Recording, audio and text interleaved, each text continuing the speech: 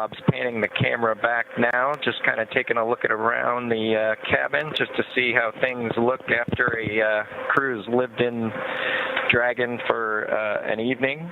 We last night, the way things went, we had our normal activation, got out of our suits, had some a little bit of dinner, then reconfigured the cabin for orbit ops.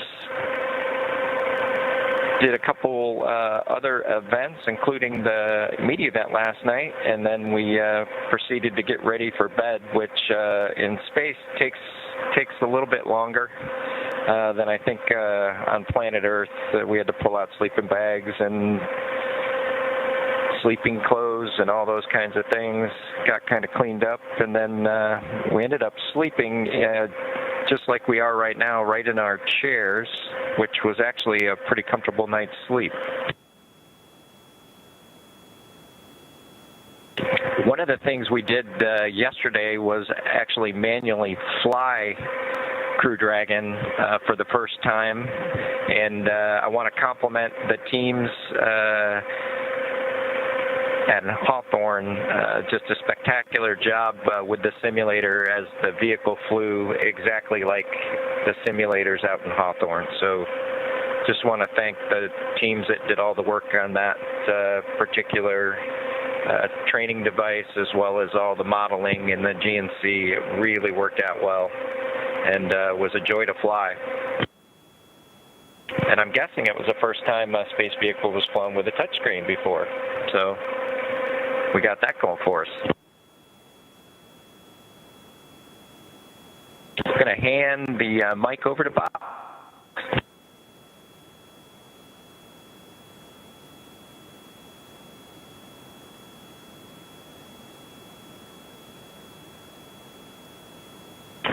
Well, hello, folks. Welcome aboard the Dragon Capsule Endeavor. Doug and I had a good night's sleep last night. We were surprised, I think, at how well we actually slept aboard the vehicle.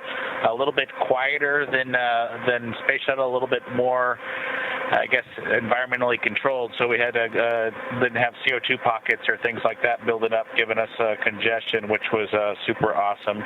He talked a little bit about the changing and going back and forth between our suits and our sleepwear and the clothes we're in now, and managing all those things. But we've managed to keep the ship pretty tidy at this point as we went through the night's activities and then got into our preparation for today. We did get our suits dried out, get them packed away into the black bags that are stowed in the outboard seats.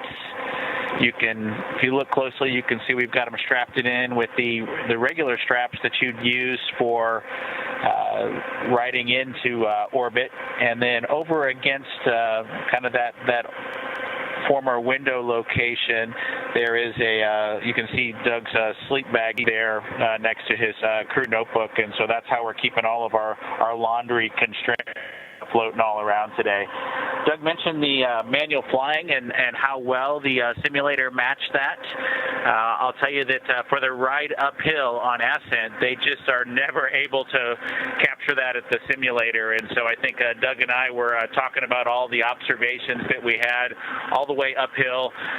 While it was an exciting ride, I think we got a couple of minor surprises just in terms of the way the vehicle is kind of moving and shaking and taking you into orbit. You can tell that it's fighting against the Earth as it makes its way into space, and that's just something a simulator can never truly simulate. We do have a friend on board with us. We introduced you to Trimmer yesterday when we did our little activity with the camera. Trimmer also had a good night's sleep. I know that both of our sons are pretty happy about that, with their pet dinosaur making it into orbit and having a good night in zero gravity. We plan, once we get on board the space station, to reunite Trimmer with Earthy. and plan to bring both of them back to Earth. I know that we'll get Trimmer through the safety brief and get all the education that's required so that we'll have a safe operation while we're on board the space station should anything come up that we need to be prepared for. I know that Trimmer's also looking forward to helping us out with EVA preparations, just in case we need to do a spacewalk, and so we're looking forward to that as well. 2 minutes until LOS. Let's see, I think we'll go ahead and bring the camera out a little bit, and we'll show you what's going on underneath the seats on board the Dragon capsule Endeavour. We've got quite a bit of cargo that we'll be taking to the space station. We've got some hard racks as well.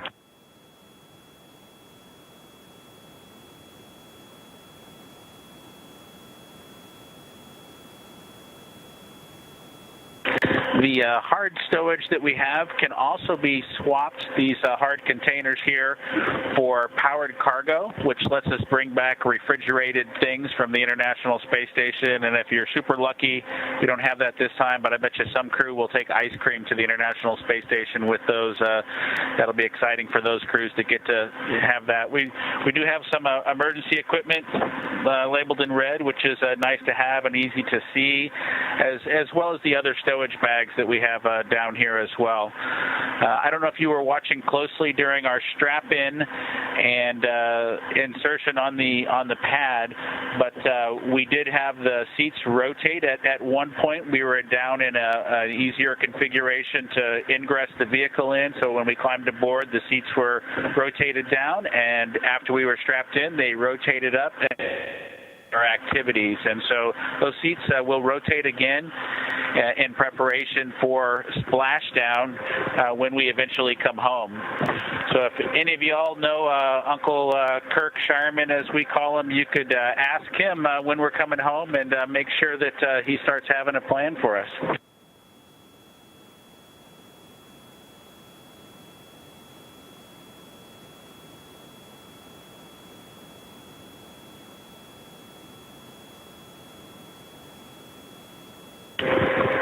Well, we appreciate you having them coming on board again with us on Endeavour, and enjoyed showing you around both inside and out. The next time we'll be on video for you. We'll hopefully be on board Chris Cass in just hours. So we appreciate you stopping by